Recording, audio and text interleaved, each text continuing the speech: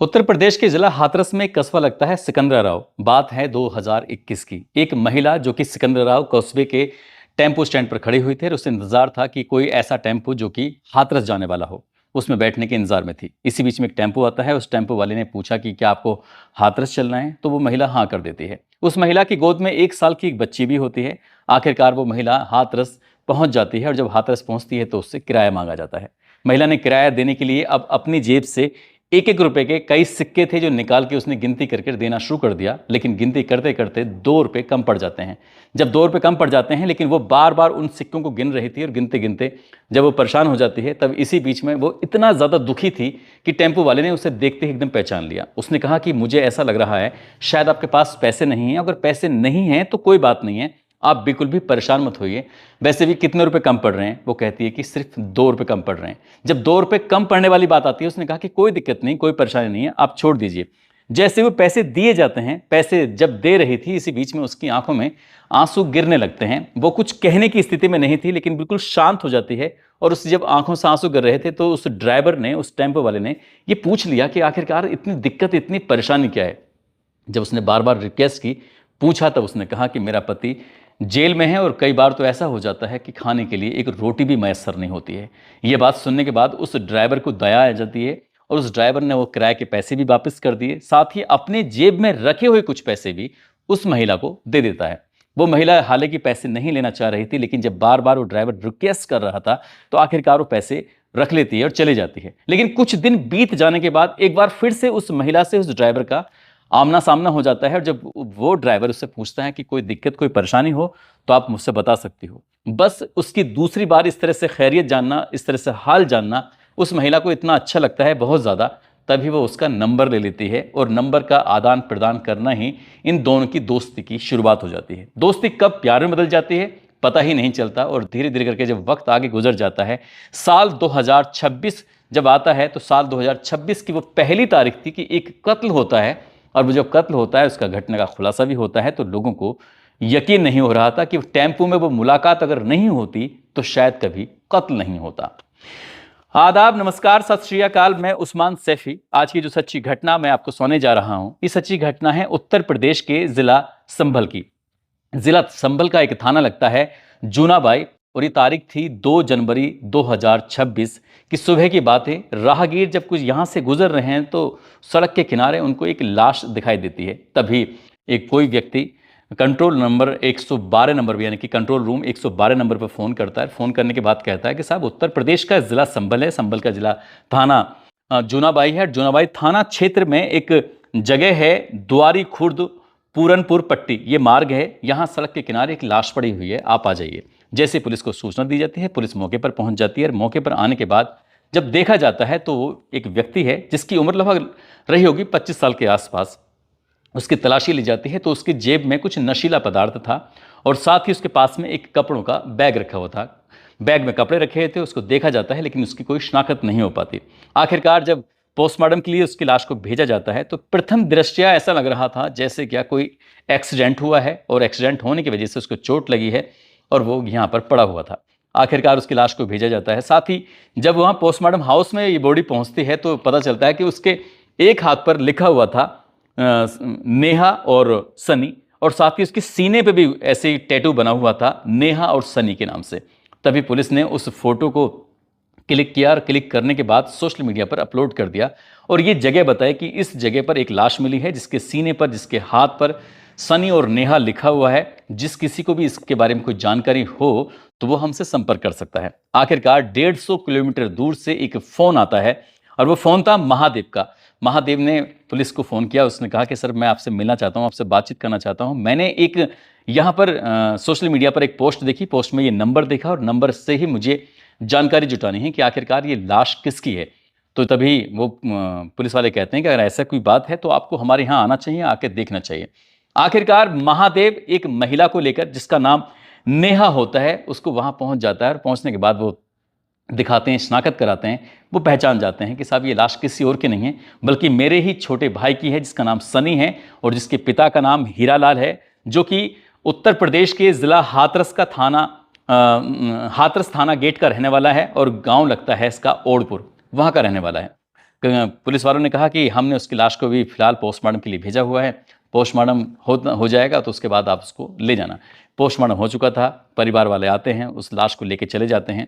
इसके बाद फिर पोस्टमार्टम की रिपोर्ट आती है, अगली तारीख इनकी 5 जनवरी 2026 को, और जैसे ही पोस्टमार्टम की रिपोर्ट आती है, अभी तक पुलिस इस मामले को ऐसा मान के चल रही थी जैसे क्या ये एक हादसा है कि वो व्यक्ति शायद किसी वाहन से गिर गया हो, या फिर किसी पैदल जा रहा है तो किसी दूसरे वाहन ने उसको टक्कर मार दी हो, क्योंकि उसके शरीर पर कई जगह चोटों के निशान थे, उसकी कई पसलियां टूटी हुई थीं। आखिरकार जब पोस्टमार्टम रिपोर्ट आती है तो उससे ये पता चलता है कि उसका किसी ने गला दबाया था, और गला दबाने के बाद ही उसकी हत्या की गई है। पुलिस वालों ने अब इस मामले को और गंभीरता से लिया, और गंभीरता से लेने के बाद उनके लिए कोई और नहीं बल्कि प्राइम सस्पेक्ट उसकी पत्नी होती है, जिसका नाम नेहा होता है। नेहा को आखिरकार फिर से थाने बुलाया जाता है, उससे पूछताछ की जाती है, क्योंकि पहली ही बार में नेहा की जो एक्टिविटीज थी, उसकी जो फेस एक्सप्रेशन थे, उसकी जो बॉडी लैंग्वेज थी, उससे लग नहीं रहा था कि उसको इतना ज़्यादा दुख है, इतनी ज़्यादा तकलीफ है कि उसका पति मर चुका है, और उसके बावजूद भी वो ऐसे व्यवहार कर रही थी जैसे कि बहुत ही सामान्य सा व्यवहार हो। आखिरकार उससे जब बातचीत की जाती है तो शुरुआत में वो कुछ बोलने की स्थिति में नहीं थी, लेकिन पुलिस जब अपने तरीके से सख्ती से उससे बातचीत करती है तब वो पूरी कहानी बताती है। वो कहती है कि साहब, साल 2018 की बात है, और 18 जून की वो तारीख थी। उसकी शादी होती है सनी नाम के लड़के से, और वो रहने वाली होती है खुद कासगंज का जिला कासगंज का गांव होता है नीबरी। नीबरी की रहने वाली होती है, और उसका जो पति है वो हाथरस का रहने वाला होता है।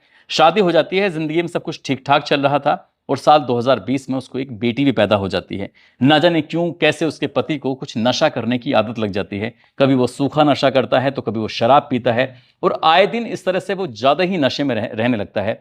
घर आता था तो रोज़ ही आए दिन मारपीट क्या करता था। धीरे धीरे करके वक्त आगे बढ़ रहा था, और कब न जाने उसने अपना घर भी बेच डाला। जब घर बेच देता है तो वो पैसे भी शराब में उड़ा देता है, और इसी बीच में उसने अपने चोरी चकारा करना शुरू कर दिया। जब वो चोरी करता है तो एक बार वो पकड़ा जाता है। जब पकड़ा जाता है तो पुलिस उसको गिरफ्तार करने के बाद जेल भेज देती है। कभी वो हाथरस में भी रहा और मथुरा में भी, जेल में भी रहा, लेकिन इस बीच में जो ये महिला बिल्कुल अकेली पड़ जाती है, तब उसका सभी लोगों ने हाथ खींच लिया था, उसकी मदद के लिए कोई आगे नहीं आ रहा था। अब वो उसकी बेटी थी लगभग 1 साल के आसपास की, नेहा की, और वो खुद रहती है। घर में जो भी कुछ काम धंधा था वो करती थी, बाकी उसके पास कुछ पैसे नहीं होते थे। कई कई दिन ऐसे बीत जाते थे जब उसके घर में कुछ खाने को नहीं बनता था। कई बार ऐसा होता था कि उसकी बेटी भी भूखे पेट सो जाया करती थी, कभी वो खुद भूखे पेट सो जाया करती थी। ऐसे ही साल 2021 में उसकी मुलाकात एक टेम्पो चलाने वाले से हो जाती है, जो कि रंजीत नाम का व्यक्ति होता है, जो कि उत्तर प्रदेश के जिला संभल का थाना जूनाबाई का गांव सैमला करणपुर का रहने वाला होता है, जो हाथरस में रहकर टेम्पो चलाया करता था। इन दोनों की मुलाकात हो जाती है, और मुलाकात कब प्यार में बदल जाती है पता ही नहीं चलता। आखिरकार जब वो आपस में एक दूसरे को प्यार करने लगते हैं, तभी इस रंजीत ने उस नेहा से कहा कि अगर तुम्हें कोई ऐतराज़ ना हो तो मैं तुम्हारी बेटी को भी अपनाने को तैयार हूं, और तुम्हें भी अपनाने को तैयार हूं, तुम मेरे साथ चल सकती हो। अब वहां उसका पति है, वो रहता ही नहीं है, वो जेल जा चुका है, उसकी आदतें भी खराब हैं, वैसे मारपीट करता है। तभी उसने फैसला लिया कि क्यों ना वो रंजीत के साथ निकल जाए। मौका पाते ही वो रंजीत के साथ निकल जाती है, और रंजीत के साथ ही रहना शुरू कर देती है। लेकिन ये बात जब नेहा के परिवार वालों को कासगंज में ये बात पता चलती है तो उसके परिवार वालों ने कोई ऐतराज़ नहीं किया, क्योंकि उनको भी पता था कि सनी इसके साथ ज़्यादा ही ज़्यादती करता है, मारपीट करता है, शराब का आदी है, बहुत ज़्यादा परेशान करता है। अगर रंजीत की ज़िंदगी में वो खुश है तो क्या दिक्कत, क्या परेशानी है। आखिरकार रंजीत के साथ नेहा ठीक ठाक रह रही थी, सब कुछ ठीक चल रहा था। लेकिन कई साल के बाद आखिरकार सनी जेल से छूट जाता है, और जब सनी जेल से छूटता है तो सीधा अपने घर पहुंचता है। आसपास में पूछता है कि इसकी जो पत्नी नेहा कहाँ है, तो सबके सब कहते हैं कि हमें कुछ नहीं पता, बस इतना पता है कि वो अपने मायके चली गई थी। जब वो मायके जाता है उसके सनी यानी कासगंज पहुंच जाता है, वहां जाने के बाद पूछता है तो कोई उसको सही सही जवाब नहीं दे रहा था। यहाँ पर उसका साला भी होता है, इसका नाम अरुण होता है। अरुण से बातचीत करता है तो अरुण ने भी कोई ठीक से जवाब नहीं दिया। इस बात पर सनी बहुत ज़्यादा गुस्से में आ जाता है, और उसके बाद अपने साले को बहुत बुरी तरह से मारता है, पीटता है, और मारपीट करने के बाद फिर उससे पूछता है कि जब तक तुम ये नहीं बताओगे मेरी पत्नी कहाँ है, मैं तब तक तुम्हें छोड़ूंगा नहीं। उसने एक तरह से अपने ससुराल में जाने के बाद तांडव मचा दिया, और आखिरकार अरुण को ये सच बताना ही पड़ा। जब सच बताना पड़ा तब जाके नेहा तक बात पहुंचती है। नेहा से कहा जाता है कि ये आए दिन हमें मारता है, पीटता है, परेशान करता है, तुम्हें रंजीत को छोड़कर वापस आना ही पड़ेगा। जब लगातार प्रेशर बढ़ता है तब जाकर नेहा आखिरकार रंजीत अपने प्रेमी को छोड़कर वापस अपने मायके पहुंचती है, और मायके आने के बाद फिर अपने पति से मुलाकात करती है। पति को इस बात की जब जानकारी होती है कि इसके एक ड्राइवर से जो टेम्पो चलाता है उसके साथ इसके अवैध संबंध हो गए हैं, तब उसने और ज़्यादा उसके साथ ज़्यादती करना शुरू कर दिया, और ज़्यादा उसको साथ मारपीट करना शुरू कर दिया।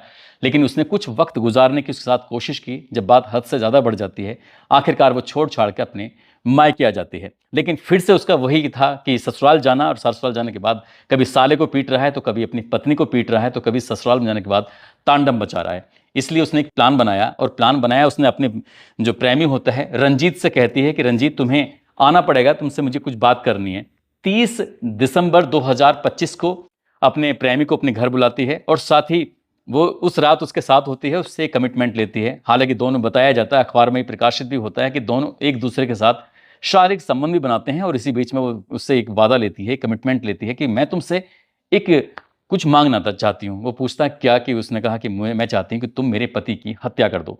जब बात हत्या की आती है तो आखिरकार प्रेमी तैयार हो जाता है। उसने कहा कि आगे करना क्या होगा। उसने कहा कि उसको यहाँ बुलाने की मेरी जिम्मेदारी है। वो अपने पति यानी कि सनी को हाथरस से कासगंज बुलाती है, और कासगंज बुलाने के बाद उससे कहती है कि जो उसका भाई है अरुण, अरुण की जान पहचान है, और दिल्ली में तुम्हें अच्छी खासी नौकरी मिल जाएगी, वहाँ तुम नौकरी कर सकते हो। इसलिए एक काम करो, तुम सीधा कासगंज आ जाओ। कासगंज में उस अपने पति को बुलवा लेती है। अब यहाँ पर उसने अपने पति को मरवाने के लिए अपने ही सगे भाई अरुण का सहारा लिया, अपने प्रेमी रंजीत का सहारा लिया, और उनसे कहा कि इनको मौत के घाट उतार दो। यहाँ से 1 जनवरी 2026 की रात को ये निकलते हैं दिल्ली जाने के लिए। लेकिन दिल्ली नहीं जाते, बल्कि संभल के जूनाबाई थाना क्षेत्र में पहुंच जाते हैं। वहां जाने के बाद पहले तो सनी को खूब जम के शराब पिलाई जाती है, और जब नशे में हो जाता है तब दोनों मिलकर पीटते हैं। यानी कि साला अरुण भी पीटता है, और जो उसका पत्नी का प्रेमी होता है रंजीत, वो भी उसको बहुत बुरी तरह से मारते हैं, और तब तक मारते हैं जब तक कि उनका मन नहीं भर जाता। जब मन भर जाता है तब उसका गला घोटते हैं, और गला घोटने के बाद उसकी हत्या कर देते हैं। आगे उनकी प्लानिंग कुछ इस तरह से होती है कि कहीं कोई बुर्जी या बिटोरा मिलेगा, उसके अंदर उसे रखेंगे, और बुर्जी बिटोरे में आग लगा देंगे, और जब वो बुर्जी बिटोरा जल जाएगा तो इसकी लाश भी जल जाएगी। अगर बच भी जाएगी तो शायद किसी को इस बात की शिनाख्त नहीं हो पाएगी, पता नहीं चल पाएगा। लेकिन जैसे ही उस लाश को लेके जा रहे हैं तो रात का वो सीन था, अचानक से एक वाहन सामने से आ जाता है, और वो जो सनी है, सनी बीच में बैठा हुआ है, अरुण पीछे है और रंजीत आगे है। तो उन्हें ऐसा लगने लगता है कि जैसे क्या सामने जो वाहन आ रहा है उसको पता चल गया कि हम एक लाश लेके जा रहे हैं। वो इतना डर जाते हैं, समझ नहीं पा रहे थे, और दुबई खुर्द पूरनपुर पट्टी जो मार्ग लगता है वहां जाके उस बॉडी को फेंक देते हैं, और फेंक के वहां से भाग जाते हैं, ये सोच करके शायद कभी पकड़े नहीं जाएंगे या बच जाएंगे। लेकिन वो जो खेल था वो ज़्यादा दिन तक चल नहीं पाता। महज 24 घंटे भी नहीं हुए थे कि सोशल मीडिया पर उसका फोटो जो सीने पर और हाथ पर बना हुआ टैटू था, इतनी तेजी के साथ वायरल हो जाता है। वो सीधा हाथरस पहुंच जाता है। हाथरस में उसके परिवार वालों को मिल जाता है, और परिवार के लोगों ने जब पुलिस से संपर्क किया तब पुलिस ने इस घटनाक्रम का खुलासा कर दिया। किस तरह से पत्नी ने अपने सगे भाई, अपने प्रेमी के साथ मिलकर अपने ही पति की हत्या करा दी। वो फिलहाल तीनों जेल में हैं, यानी कि जो अरुण है इसका भाई वो भी जेल चला गया है, नेहा वो भी जेल चली गई है, प्रेमी रंजीत वो भी जेल चला गया है, और जो सनी है वो हमेशा हमेशा के लिए ऊपर चला गया है, यानी कि वो कभी वापस लौट कर नहीं आएगा। लेकिन एक जो बेटी है जिसकी उम्र लगभग अब फिलहाल 5 साल के आसपास बताई जाती है, उसकी ज़िंदगी कैसे आगे कटेगी, कैसे उसकी परवरिश होगी, आप अंदाज़ा लगा सकते हैं। दोस्तों, इस पूरे घटनाक्रम को सुनाने का उद्देश्य किसी को परेशान करना नहीं है, किसी का दिल दुखाना नहीं है, बल्कि आपको जागरूक करना है, आपको सचेत करना है। आप जहां भी रहें अपना ख्याल रखें, सुरक्षित रहें। जय हिंद, जय भारत।